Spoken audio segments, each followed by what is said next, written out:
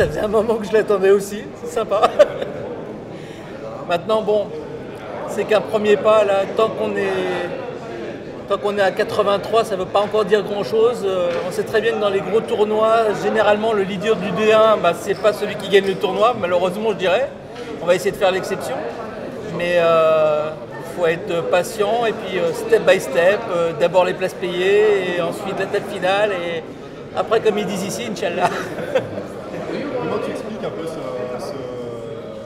enchaînement de perfs, même si rien n'est fait, comme tu le dis On reprend un peu de confiance en soi. Hein.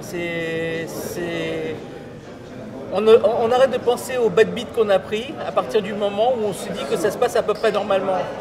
Et même par touche, j'ai pas mis de suck out. Juste quand j'étais devant, je suis resté devant et les 50-50, je l'ai gagné une fois sur deux.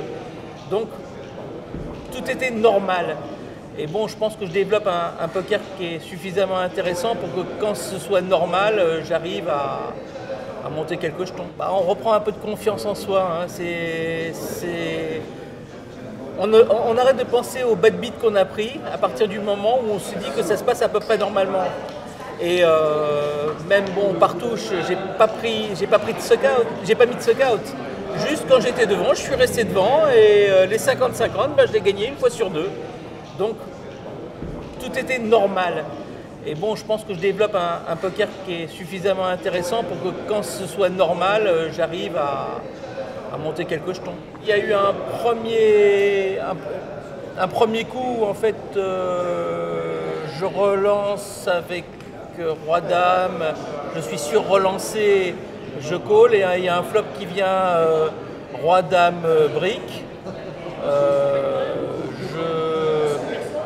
Je check, le gars en face bet 3000, je surrelance à 8000, il m'envoie tapis. 40, il me couvre d'ailleurs. Je me dis, il n'a aucune raison que s'il a vraiment un brelan pour qu'il m'envoie tapis. Donc je pensais être devant, je le paye. Effectivement, il a une paire de 2, il est quasiment drawing dead. Comme il était un petit peu loose, je m'étais rendu compte de toute façon que c'était bon. Premier coup, je monte à 80 000. Ensuite, je green pas mal de coups. Je fais 2 ou 3 gros bluffs qui marchent bien. Et puis, il y a un coup un peu clé quand j'ai 150 000 déjà. On joue 500 000.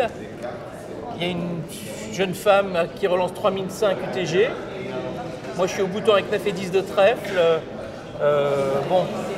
Je la mets sur les mains un petit peu, entre guillemets, classiques des femmes, c'est-à-dire un range de main, 2 dames de roi, 2 as, as-roi.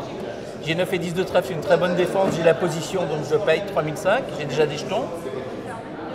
Et le flop vient 10, valet 6 avec 2 cœurs. Et elle me relance 6005, là je sais qu'elle n'a pas as-roi, je sais qu'elle a 2 dames de roi, 2 as. Et je décide de construire un bluff. Et je surrelance à 17 500 avec ma paire de 10 pour pouvoir, au cas où il y a un as, un 9 ou un cœur qui vient, taper cher.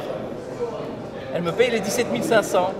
Et là j'ai une carte magique qui arrive à la turn, c'est le 7 de trèfle, qui me donne tirage quinte flush, la paire, qui me donne un nombre d'outs monstrueux. Elle check. Je pense que là c'est sa grosse erreur parce que si elle avait mis tapis, j'aurais passé. J'envoie tapis évidemment, puisque là j'ai l'attaque, je sais qu'elle a 2 dames de roi. Elle tank très longtemps et puis elle finit par payer. Donc elle est devant effectivement avec une paire de dames. Et je chatte un 9 à la river qui fait 2 paires 19. Bon, j'avais une quantité d'out énorme. De toute façon, je ne pouvais plus lâcher le coup. Et puis en plus, je ne mettais pas mon tournoi en jeu puisque moi j'avais encore derrière 80 000 ou 90 000. Alors là, je monte à 230 et puis là, je mets la pression sur la table. Il y a Saïd Basri qui est venu s'installer à ma droite, qui est un fort joueur. J'ai vu tout de suite qu'il était un bon joueur, mais on ne s'est pas trop attaqué, on s'est fait un coup d'eux. Et puis j'ai eu 2 coups de chance aussi, où avec 2 as, en bataille de blindes, à 600, 1200, le petit blind colle les 1200, je relance 2000, il m'envoie tapis, j'ai 2 as payés, la paire de 6. Ça c'était facile, mais... Et j'ai eu un coup aussi à 1000-2000 où c'est payé 3 fois les 2000. Et là je fais un overbet monstrueux à 22 000 avec les rois. Et il y a un gars qui m'envoie tapis parce qu'il m'a vu faire des moves un petit peu tout le temps et il ne me croit pas du tout. Et je le paye, il a paire de 8 et Et donc voilà. En gros, ce sont mes gros coups, sans compter les bluffs. On a l'impression de marcher sur l'eau. Hein. On va essayer de jouer un poker solide. Et on va essayer de démontrer à mes enfants que je ne suis pas qu'un loser.